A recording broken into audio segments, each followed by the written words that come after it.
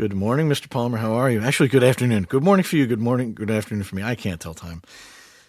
It wasn't a Why are you prerequisite. grinning? Why are you over there grinning like a fool? Because I did it again. Last week we recorded and you thought you did your drum solo and the headbanging and everything for an audience of one. And as I remind you, I always bring it back with about 10 seconds to go on the drum beat and everybody gets to enjoy it. Your It's all happiness good. needs to be shared. You know, it's a good thing. We need more positivity in the world. So I'm giving Well, everybody a little. I've been fighting microtic lately, so hence the hair.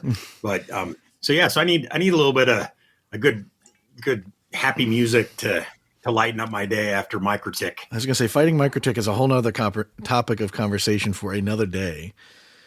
And that I wouldn't say pain, but that brings back memories of the winter. But I've been doing some good things. So Good things is good. good things is good. So well, yeah, but again, everybody else is going to have to wait. Sorry, to find out all the goodness that we've been working on. So, anyways, Yeah, I was going to say the two of us have been actually busy lately. A lot of travel, a lot more travel than I'm used a lot to of doing. travel, a lot of other stuff going on. It's a busy time, but we're taking the time out of our day to join all of our, I think now are we able to say hundreds of We listeners? are. Oh, we definitely are. 'Cause Not last only year, listeners, but listeners and viewers.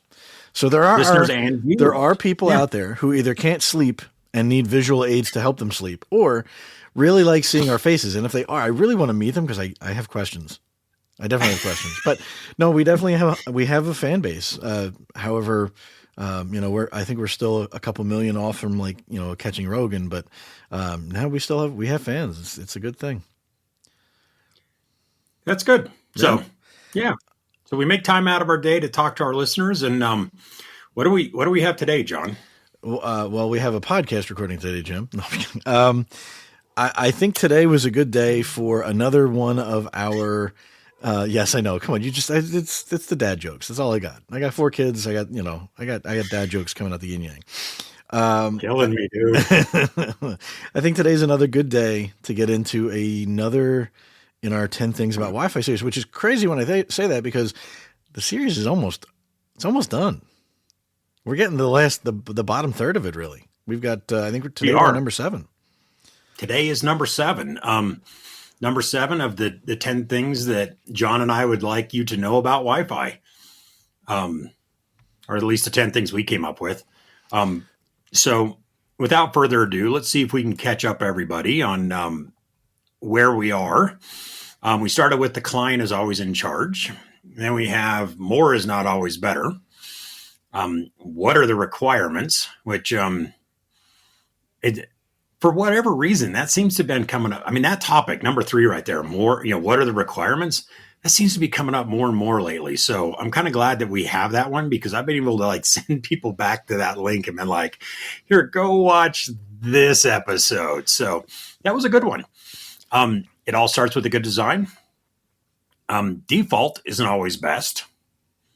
And then trust but verify. That was our last entry into the 10 things that you need to know about Wi-Fi. And so today, going into number 7, I think the teaser was security. So where I'm going with this is security is great until the client doesn't support it. So I think that's kind of what we've decided on for today is talking about security and how great it is and how we need it. I mean, I don't think there's anybody here that's going to really kind of, argue with us and say, oh, well, I don't need security at all. Nothing in the modern world needs security. I don't think that's going to be the argument. But this is one of those things where the people who know this is a constant struggle. And so when we loop it back to number 3 with what are the requirements, it ends up being sort of this topic that we needed to take some time to address. And so to be fair, it also does tie into number 1, right? I mean, again, the client dictates everything. Yeah. It comes back to it, and you laugh and you say that it's a popular one. I was lucky enough to be invited down to North Carolina to speak to a client for a couple hours of training, and I admittedly kind of selfishly mentioned the podcast series because look, at the end of the day, we spent time making all of these episodes, and you figure there's 6 already made, 7 by the time people listen to this. So you figure there's about 7 hours of content just on basic Wi-Fi things that not everybody knows or not everybody like has a good understanding of. It's great to be able to lean back to it and you hit all these basics, and I mean, there's a reason why they're a good foundation for it, and it's come in handy. But the client drives everything, and that's where we're going today. That's true. So you have 1 to 3, and then oddly enough, this actually kind of ties into 4. All and related. Then is. We are giving the Wi-Fi community the CWAP of Wi-Fi fundamentals because everything here ties to everything else, right? Isn't that the way we always talked about it? That's a whole different rabbit hole. We're not going down that one today. Not enough time. But anyway, yeah, we definitely don't have time. So speaking of not having time, let's get into it. Security is great until the client doesn't support it. And I tell you, one of my favorite stories now that I like to tell is I got invited to a CWNA, or no, it was a CWNP little meeting of CWNEs to talk about it's the job task analysis meeting, and it was an invite only, and there was maybe 8 of us in the room. And I like telling the story because it's pretty fun. We were sitting in this room and we were talking about security and the CWSP, rewrite. And it's like, hey, what is still pertinent with CWSP? What is not, type of thing. And I remember sitting next to my previous boss. At this point, she was just a friend, or not even really a friend. It was an acquaintance named Mo Williams. And I'm sitting at this table and Mo is sitting directly to my right. And on the other side of Mo was a guy by the name of Ryan Adzima. And Ryan had just started a new job. And he was actually in charge of the Wi-Fi at the hotel we happened to be meeting in. And so we're sitting there, and Mo pops open her laptop, as Wi-Fi professionals are prone to do. And she fires up Wi-Fi Explorer. And she's looking at it, and she turns to Ryan and she goes, "Hey, Ryan, did you know you're running WEP?" And now this is in like 2019, right? Beginning of January 2019. So this is literally 5 years ago. And Ryan's like, "What are you talking about?" So she turns her laptop, right? She's like, "Boom, here, you look." And Ryan goes, "Oh, crap." And so he starts firing off all these emails, and we kind of keep an eye on Ryan for a bit. And then he starts slowly banging his head on the table. And we come to find out later, after Ryan sort of was just able to settle down and talk, and it come to find out that the reason why he was running WEP was because the controller for the room that did all the lights and the curtains and all these other things in the room, the controller was a critical device, but it was connected via Wi-Fi, except it only supported WEP. And so even though in 2019, by this point we had WPA3 because of WEP being broken back in 2002, 2003. Even though this had all taken place in those 16 years from when WEP was broken until that day when we're sitting in there talking about CWSP, and Mo goes, "Hey, you're running WEP." The problem is the client device didn't support it, and so didn't support anything else. And we talk about this a lot, and this is a question that comes up, especially with Wi-Fi 7, about backwards compatibility. And Wi-Fi is very much backwards compatible, right? If you configure it, you can still run an 11B client, 11A client today on a Wi-Fi 7 network that is, at this point, that client's 25 years old. And yet it's backwards compatible and it will work and we can make it work. Now, there's many, many reasons why you wouldn't want that. But in certain applications and certain things, there is no other client device to upgrade to. So when we talk about security, this is the one thing that I really want to impress upon people who are just getting into Wi-Fi or making decisions about Wi-Fi or wondering why their network administrators are so worried about, when we talk about going to like say WPA3 or stuff like that, it's like, because Wi-Fi is backwards compatible all the way to the beginning of Wi-Fi. That's great until it's not. And that really comes to light when we talk about security. So it's the blessing and the curse of Wi-Fi.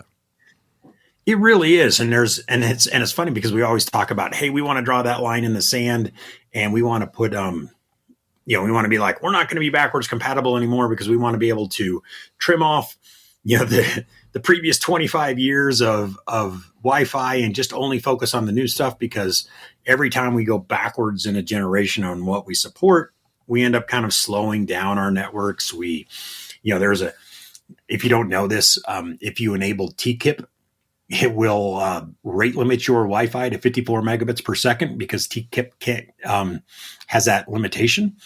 And so it's like, if you have a device that only supports TKIP, even your latest, greatest Wi-Fi 7 device isn't going to get more than 54 megabits per second. So backwards compatibility, it's great till it's not. And security is generally that one place where it really pops up and makes our life interesting. So when network people talk about this stuff, or when you're talking to your SEs or your partners and they bring this up, there's a reason why, is because we want to be secure, but we also have to balance the rest of this backwards compatibility. And this even, gets into when we start talking about Wi-Fi now. I can't believe we're even having this conversation, but with Wi-Fi 6E, which was 6 gigahertz versus Wi-Fi 7, we now have this question about backwards compatibility in 6 gigahertz, which is just really kind of funny to me that, we've only had 6 gigahertz for 2 years now. We're already talking about backwards compatibility in Wi-Fi and then even 6 gigahertz. And so to me, that's just very weird and odd. I don't know about you, John, but that's just, I wouldn't expect to have this conversation that fast, but it's what we do. It's the joke I've been using when I've been just talking about Wi-Fi 7. It's like, it's nice and clean now, but give us a couple of years, we'll mess it up. Well, and I think I said it at WLPC in February of this year, because Fernay's like, oh, look at 6 gigahertz. It's all nice and clean and pristine. And I was like, well, yeah, that's how it is now. And then I switched to a picture I had taken last year from the labs, and we had Wi-Fi 6, or the 6 gigahertz stuff was just completely jammed from all the testing we were doing for 6 gigahertz. So it's like, yeah, it's nice and clean now, but just wait, and we're going to kind of screw that up. So I have to say this because it's just, I'm dying to, right?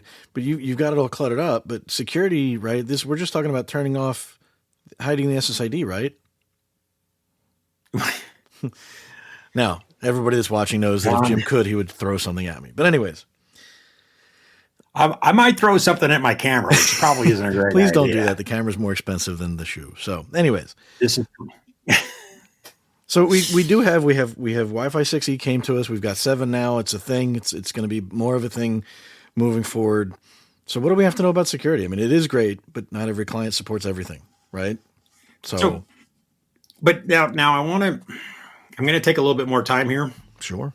And let's talk about 6 gigahertz, because this is a question that I've gotten a few times in the past 2 weeks, actually, about security and 6 gigahertz. And I think I can boil this down into one common misconception, or maybe a misperception. Let's call it a misperception, because while Wi-Fi 6E was just 6 gigahertz, Wi-Fi 7 isn't. And that's a big differentiator that many people don't grasp, aren't understanding. Because with Wi-Fi 6E and 6 gigahertz, and this is only a 6 gigahertz specific thing, we are locked down to WPA3. It can be enterprise, SAE, or you can use OWE. But there is no open in 6 gigahertz, and there is no WPA2 in 6 gigahertz. but that is not a Wi-Fi 7 thing. That is a 6 gigahertz thing. And so a lot of times, we get this question a lot. It's now, okay, what do I do now? How do I, now that Wi-Fi 7 is here and Wi-Fi 7 is with us, what do I do now? Especially, what do I do now when I'm planning for upgrading to Wi-Fi 7, whether it's going to be later this year or even next year? It's like, we need to start having these thoughts or these conversations and planning and figuring out, well, what do I do now with this idea that I want to use 6 gigahertz, but I also need to be backwards compatible, which means that, I still have devices that were, less than 2 years old. You could buy devices that wouldn't do 6 gigahertz. So, what do I do now? Because then you go, well, then I have these other devices that are, and they always end up being mission critical devices. I don't know how we do this, but it's like the devices that we depend on the most, we spend the least amount of money on upgrading and making work, which just, well, once they build a solution and it works and it's proven, they'll improve software, but they're not going to improve the infrastructure, because if it's not broke, why fix it? I mean, there's a reason why, and the other part of it too, I guess, factors into how much time and money does it take to go out and replace some things like the carts on wheels at a hospital or the industrial Wi-Fi in a factory. So it's a pain point, but there's a reason why they do it. Yeah, but I get it. That's a whole nother rabbit hole. And we got somebody we could probably bring on to talk about industrial Wi-Fi, but we're not going to. Maybe. Not yet. I'm working on it. Yeah. But anyway, so this is the question that, and it's like, okay, what do I do now?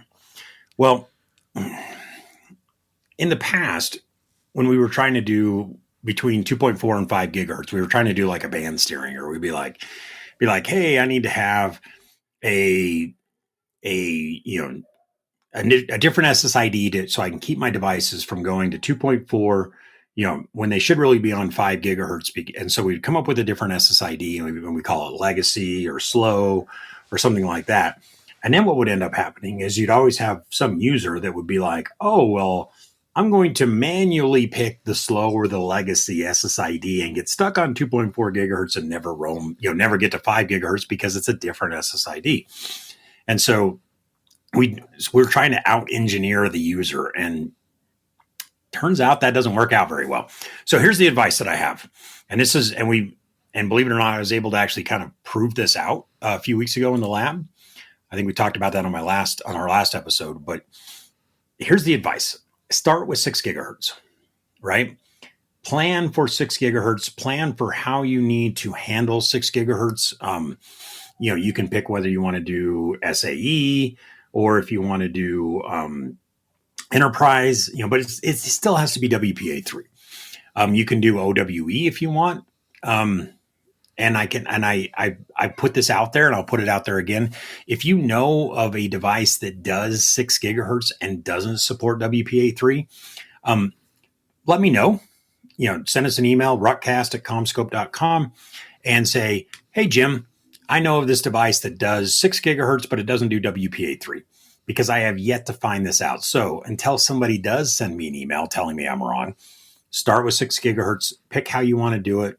If you want guess, then OWE, which has its own issues. It offers encryption, and so you're securing your link, but it doesn't offer any authentication. So you're not, that authentication piece is missing with OWE. So just understand that. But pick how you want to do that. And then what you do is you then duplicate that on 5 gigahertz, because for the most part, you're going to want those client devices to be able to roam from 6 gigahertz to 5 gigahertz. And if you have the same SSID and you have the same security, then it's a seamless roam, whether, no matter what. So then it can roam, because if you get to a point where the signal level is really low on 6 gigahertz, then you can roam to 5. And then as you walk back into an area where 6 gigahertz is improved, it will automatically roam from 5 gigahertz back to 6 gigahertz. And so you have that thing where you're telling people, it's like, hey, even if you can't do 6 gigahertz, but you can do WPA3, you can still connect to WPA3. And if you don't go to 6 gigahertz because you don't have a 6 gigahertz capable device, you're still good, right? You have better security and you're on 5 gigahertz. Whether, I can't really help the fact that you can't do 6 gigahertz, but that's what we do. We deal with 5. Now, the problem you have is if you say, hey, I have client devices that will do 5 gigahertz, but I don't know if they're going to do WPA2 or WPA3. Now that becomes an issue because transition mode, which most we support, Ruckus supports, and most Wi-Fi vendors do support some version of this, is where you run WPA2 and WPA3 and you let the client pick. You run it on the same SSID and you let the client pick. Now that would be a great solution here until we get back to, this backwards compatibility of Wi-Fi and the clients making the decisions and all these other things we were talking about before, right? Because there are some older devices that, now granted, these are really old devices at this point, that do not understand what that transition mode element means in the beacon frame, and it will break. And so it won't join WPA2 or WPA3. If it's newer, and it would be like, hey, I understand what that means, but I'm not WPA3 capable. I'm just going to join at WPA2.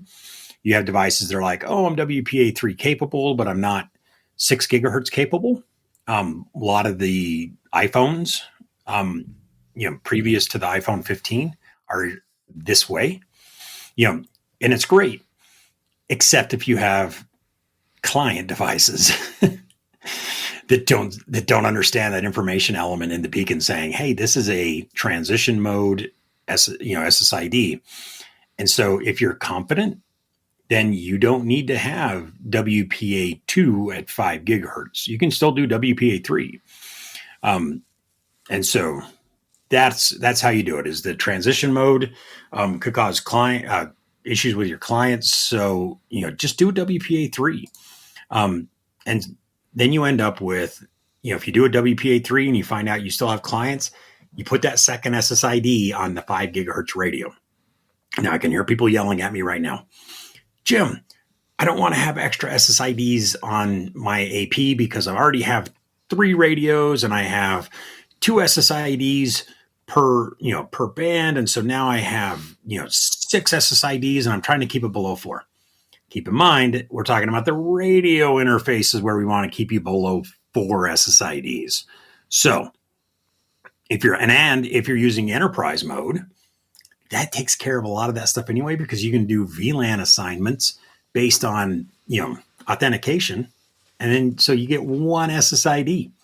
So you have 1 SSID for WPA3. You have 1 SSID for WPA2. And then you're going to have 1 SSID for open or something else. So you're only looking at 3 SSIDs on 5 gigahertz. So that's my advice. Work from the top, start at the top, and work your way down, which then brings us to 2.4 gigahertz, which, stays the same, but it gets better because we're able to transition a lot of, by moving client devices from 5 to 6. We can now move client devices from 2.4 to 5, but we still keep those like IoT and some of these other older devices, just keep them on 2.4. You can still have a Wi-Fi 7 AP running a 2.4 network. You have 2.4 gigahertz network on its 2.4 radio, doing WPA2 and open. You can do that. That's allowed. That's possible because it's not a Wi-Fi 7 thing. It's a 6 gigahertz thing. So start at 6, deal with 5, and then 2.4 becomes that overflow. But because you're able to move some of the load off of 2.4, it's not going to work a little bit better. So if you have clients that you're like, you don't ever get to go to 6, you don't ever get to go to 5, I'm going to leave you on 2.4, then it can still be a Wi-Fi 7 AP with a 2.4 radio acting like an 11N. So there you go. See, that was simple. I mean, it's simple when you say it, but then when you start to build it, even when you build it, I mean, I'm not trying to simplify anything. Obviously, we've got a short podcast, so it's not, the that the amount of time and effort to go into this is more than 40 minutes. But I mean, I remember when I turned on WPA3, and I think I either had it or didn't have it on, and I just had to do a checkbox in the controller to make transition mode work and get some clients on, because I had some older clients that were confused by it or turned it off. But it's one of those things where it's not anything to be afraid about. I mean, I'm speaking from experience on the Ruckus side of the controller world, but I haven't thought about it twice. I haven't had any client issues at home, and I haven't run into anybody in my clients that have had issues, my customers, I should say. It's far less daunting than it seemed it would be when it first was coming down the pike. That's my take on it. It is, and this goes back to one of the points we had from the number 6 episode. Is, if you know what's going to happen and you know why it's going to happen, then it gives you a little bit more comfort into like turning on transition mode. If you know, hey, there is the possibility I'm going to break some, but if you do it as a scream test, and you go, hey, I'm going to turn this on just so I can see how many of my clients are going to really scream at me if they don't work. Just with that understanding, then it's not as scary to do, knowing that, hey, I'm the one who turned it on. We're going to make one change. We're going to wait for people to yell. If nobody yells, then we just leave it on. And then you can actually, you can do that. But when you're planning for it, start at 6 gigahertz, think about who you want on there, and then just work your way down, because eventually you're going to end up with devices that, aren't going to support any of it. Put them on 2.4. It'll still work as a Wi-Fi 7, but it's 2.4 gigahertz running WPA2, running WEP, running open, run whatever you want. Just as long as you understand that and you just sort of work the process. It's not going to be a quick process, but it's a process that you can still follow. Because, I mean, look, let's be honest at the end of the day, right? Any security is better than no security. And I get this all the time. People are like, why should I run, WEP if it's going to be broken, or if somebody can crack it? And people ask me this all the time. They're like, oh, if I do this, then, or you can come in and if I publish my SSID, on a sign and I put it on the wall, I talk about this all the time about how that can be cracked. I'm like, yeah, but then it requires me doing things. And so, just like locks to keep honest people honest, putting security on your network, and we joke about it all the time, I can crack WEP in 4 seconds, whatever, 10 seconds. It's a very short period of time. It's an additional step that I then have to do. And quite honestly, half the time, your traffic isn't important enough to me to go crack it. So I'm not going to do it, because it's just, you're adding that one additional step. Whereas if you don't have security, all I have to do is just sniff it. Yeah. But if you add security, and as you get better and better, it then makes more and more steps for an attacker to try to go after. But any security is better than no security, because it's just like a lock that keeps honest people honest. Add the lock in, but work the process with the idea that, security is great, but but understand that there's going to be clients that don't support it. Work down our list. When you get down there, you just go, you know what? Yeah, if I got devices that only support WEP, maybe I look at upgrading them, or I just run WEP, but only put it on 2.4 and just really isolate that thing, and then do some stuff on the back end to lock it down. But at least that gets you through the, taking care of the devices that you really care about, that really will support WPA2 Enterprise or WPA3 Enterprise. Work that process. That makes sense. I mean, you mentioned the effort to crack it, and it just reminded me of one of your biggest fans who like to say, oh, I know I can do this. There's a vulnerability, and what was it? I can't remember which one it was a couple of years back, but just because something can be cracked doesn't mean it will be cracked, because it requires some of it. I mean, if you look at it, it was like next level effort, and you have to have a certain computer. And by the way, one thing that, I mean, it's never often said, but it's always kind of overlooked. You have to be within a decent amount of proximity to the network, right? It's wireless. You're not going to do this from like 300 yards away with it's through a building, through all the walls. Like, you have to be really, really close. So it's going to be kind of obvious, probably. So, I mean, there's always exceptions that prove the rule. I get that. If you get a high enough gain Yagi and you are able to get that perfect line of sight shot, even if it's at 300 yards, it can be done. But it also requires somebody planning and thinking about it far enough in advance that they're going to have a Yagi and have the ability, because it's not just a matter of taking your Yagi and slapping it onto a USB Wi-Fi radio, because then you got to have a USB Wi-Fi radio that has external connectors. Yeah, and then you got to. There's a lot of things to go into this. There's a lot of moving parts, and somebody like that is going to stick out like a sore thumb to your traditional security people. In theory, you would hope. I'm not going to poo-poo security in general. Like you said, any security is better than no security. And I'm a big fan of the paranoia. Honest to God, I am, because it means you care. It shows that you're worried about it, and you should. You don't want somebody to come and be like, "Oh, just wide open." Guest networks, wide open, that's fine. Fast, frictionless, get people on and off the network. You don't care because it's not corporate, it's not important, it's not sensitive data. That's fine. I'm a bigger fan of being more paranoid than not, but it's walking through the neighborhood, and I lived this unfortunately a couple months ago. If every car on the street is locked except for one, where are they going? They're going for the open car because they don't want to break a window. They don't want to do anything to draw attention. They're going for the easy target. So is WEP easy? Maybe.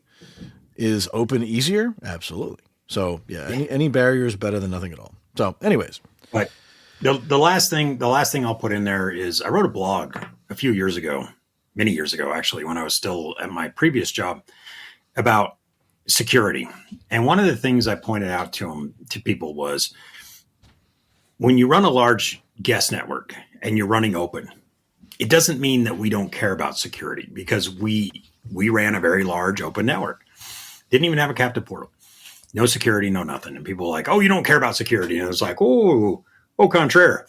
We care a lot about security, but we care about our security. So we had that thing locked down in multiple methods and multiple ways in order to keep that traffic separate from our network, to make sure you couldn't get back into our network.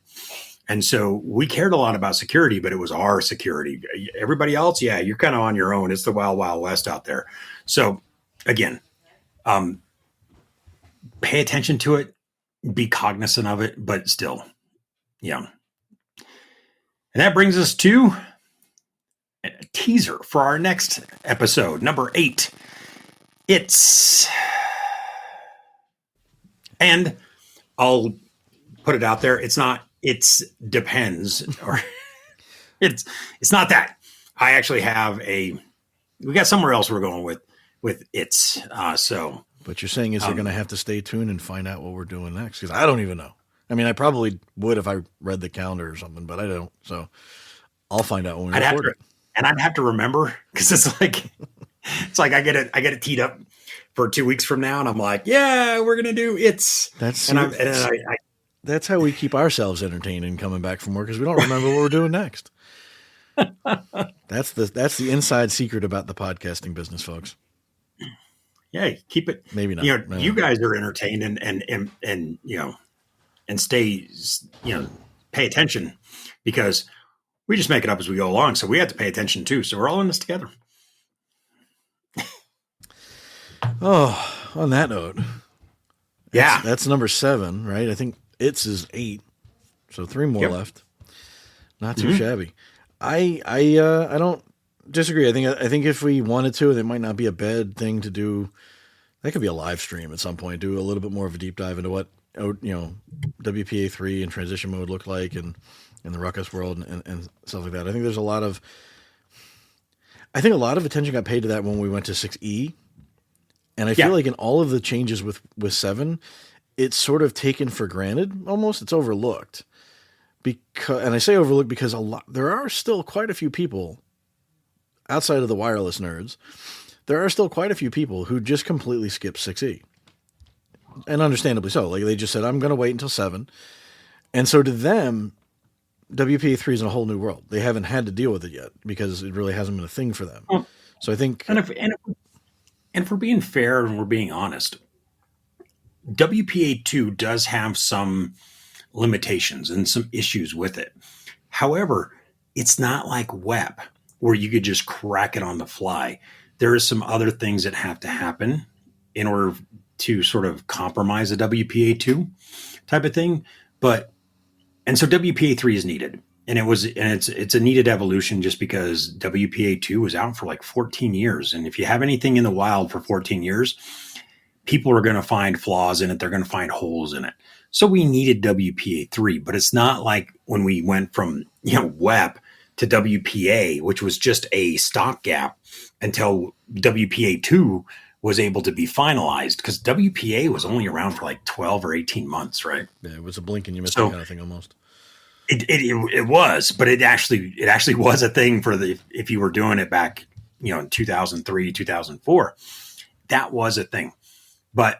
And so that's because it wasn't this gaping hole in it wasn't like the Titanic running into an iceberg type of thing. It was just sort of like, hey, yeah, you need to do it, but it's not as quite required. And if you're following all these other steps and all these other things, then it's not really that bad. And so it's just one of those things where I think it got slow played until 6 gigahertz came along. And now whether you went to 6E or because you're a nerd like us, or you had upgraded to Wi-Fi 6 years ago, and now you're looking to go. So you weren't in the market for a new AP 2 years ago, but now you're looking at it going, hey, I'm now in the market for a network refresh. And now this Wi-Fi 7 thing's out. Let's talk about 6 gigahertz. That's really kind of where those discussions are coming from. But don't be, again, just like any evolution, it's going to be okay. There's resources to help you through this. And so don't freak out about it, but it's like John was saying, it's not as big of a deal as some people might make it out to be. The biggest question is, do you have clients that support WPA3 or not? Once you figure that stuff out, the rest is gravy. So, yeah. And like Jim said, not to plug the last episode of it, but trust but verify. You should be able to take a look at what your network is running, play with it in the lab, set up a second SSID, not a second, but an extra SSID just to play with it, and do a phased, cautious approach, and you'll be able to move everybody over to where it needs to be, and you'll have minimal disruption. It sounds like it could be a very scary period of time for you, but really and truly, if you do it right, it'll be far more painless than you're anticipating. Yep. I remember. I know we're at the end of the show, but I remember it wasn't WPA3 transition, but I remember moving users to a more secure, basically 802.1x network security with certificates and all that, and we got a lot of pushback because it seemed like so scary, so much more work, and so much. And then we did a few small pockets, and suddenly they realized that they got moved, and they really didn't notice a difference. Like, it was very seamless; it was all pushed in the background. And it was a non-event. We literally spent more time talking about it than actually doing it. And once you can prove that it's smooth sailing, everybody's going to adopt. So, good luck. Yep. Feel free to come back to the podcast, and we're here to help. And with that, I have one more plug because I'm going to be that dork today. And I didn't tell you I was going to do this, so I'm ad-libbing. If you're a listener, and as Jim said before, we do have hundreds of listeners and viewers for one reason or another. But if somebody's out there that works on Ruckus products, that loves the Ruckus infrastructure, and wants to talk to us about it, we don't mind having a guest. RUCKCast@comscope.com is our email. I'm tired of getting asked to buy lists of people who went to trade shows, which is all we seem to get. So if you're actually out there and listening and you want to, if you've got an idea for us to talk about or a topic that you want to come talk to us about, shoot us an email. We're not going to tell you no, at least not right away. We might eventually, but we'll see. But don't be a stranger. We don't bite. And we've had all our shots. No. Come join the show. On that note, I've got nothing else, Mr. Palmer. How about you? No, I'm good, man. Well, on that note, ladies and gentlemen, we'll see you on the next episode. There we go. Hey there. Thanks for listening. If you liked our show and haven't yet done so, please like and subscribe. If you want to contact the show directly, you can email us at ruckcast@comscope.com. Jim and I both read those emails. To learn more about any Ruckus products or services that we've talked about on this or any other prior podcast, please check out our About section of the show or the show notes. And as always, thank you for listening.